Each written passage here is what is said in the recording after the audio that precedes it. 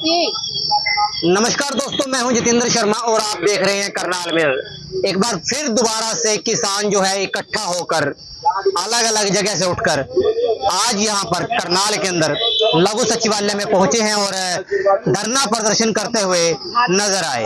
हम आपको दिखाना चाहेंगे अभी भी जो है किसान आप देख सकते हैं और क्या कुछ इनकी मांगे रहने वाली है, किसको यहाँ पर आज जो है ये जो मांग पत्र है वो सौंपा जाएगा, वो सारी की सारी जानकारी हम किसानों से लेने का प्रयास करते हैं। आइए जानते हैं।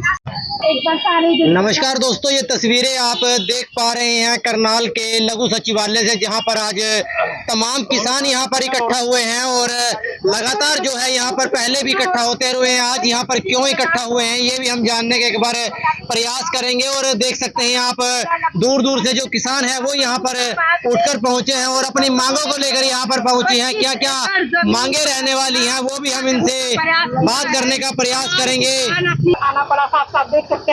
देख सकते हैं भारतीय किसान यूनियन हरियाणा जिला करनाल, तमाम जो किसान हैं हरियाणा जिला से आज यहाँ पर पहुंचे हैं और क्या कुछ मांगे हैं इनकी। आना पड़ा आपको यहाँ पर।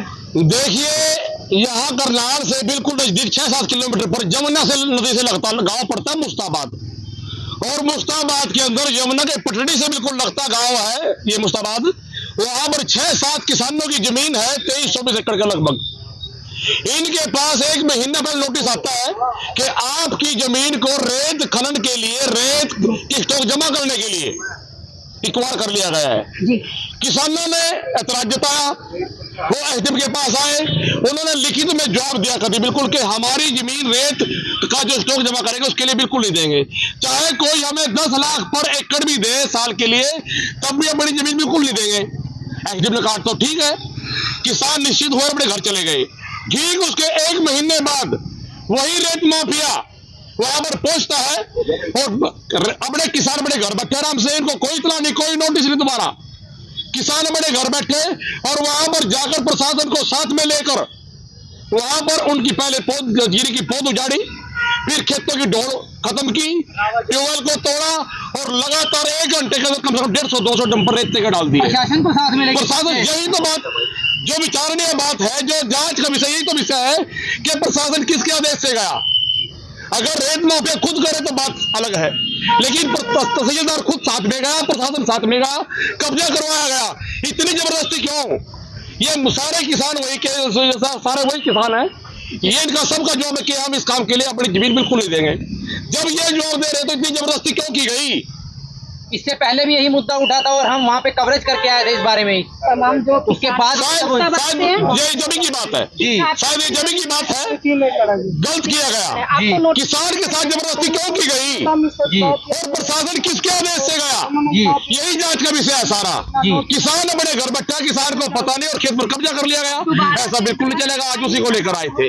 आज डीसी को मुख्यमंत्री का नाम ज्ञापन दिया गया कि ऐसी कार्रवाई दोबारा नहीं होनी चाहिए।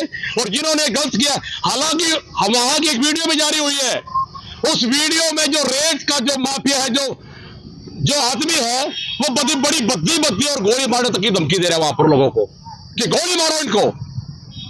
ऐसा क्यों किया गया? ऐसा क्या पता की थी वहां पर? मेरा ये कहना प्रशासन से, डीसी से, यहाँ की सरकार से कि जिसने गाड़ी दी है गोली मारने की धमकी, उसके खिलाफ कार्रवाई की जाए। और जो रेत वहां पर डालना है उसके लिए 5 दिन का अल्टीमेटम दिया गया है। 5 दिन में तो रेत उठाए वहां से, नहीं तो किसान अपनी जमीन पर खेती करेगा और रेत के खुद मालिक होंगे उसके अपने आप। गोली मारने की भी आपने बात कही, क्या नाम है उनका जिन्होंने कहा कि गोली? देखिए, गांव का नाम तो ये बताएंगे कौन है कौन नहीं है, बाकी सुनने में आएगा। जो रेत का ठेकेदार है, जो मेन ठेकेदार है, उसने गाड़ी दी, गोली मारने की धमकी दी गई। वो वीडियो है, वो तो सबके सामने, कोई भी देख सकता है उसको। हम बात करने का प्रयास करेंगे। सर, कौन है जिन्होंने धमकी दी है? ये धमकी हमारे को पहले भी दी थी। मंजीत है, ये मंगलोरा से सरपंच, पहले भी हमारे को मारने की धमकी दी थी गोली से।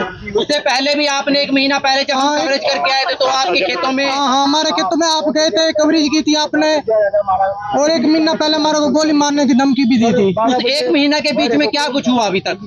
अभी तक उन्होंने दोबारा से हमारे साथ हरकत की, दोबारा से रेता गिर दिया हमारे खेतों में धक्काशाही से। अच्छा, तो आज यहाँ पे पहुंचे हैं सभी किसान? हाँ जी, यहाँ पहुंचे हैं सभी किसान। किसको ज्ञापन देने के लिए पहुंचे? एसडीएम को हमने विज्ञापन दिया अपना जी। एसडीएम से पहले बात हुई थी? पहले भी वैसी बात उन्होंने मना कर दिया था ये कार्रवाई कुछ नहीं होगी, ना कोई कर सकता, ना रेता गिर सकता है, कुछ नहीं कर सकता। लेकिन वहाँ पर एक सड़क जो है बताई जा रही है वो कितने फुट की है? वो 22.5 फुट की है सड़क, उन्होंने 50 फुट की बना रखी यही तो जांच का विषय है। है। जो वहाँ पर जो सड़क है ना, वो सड़क भी छोटी सड़कें हैं, छोटे वाहन के लिए है, कम लोड के वाहन के लिए है।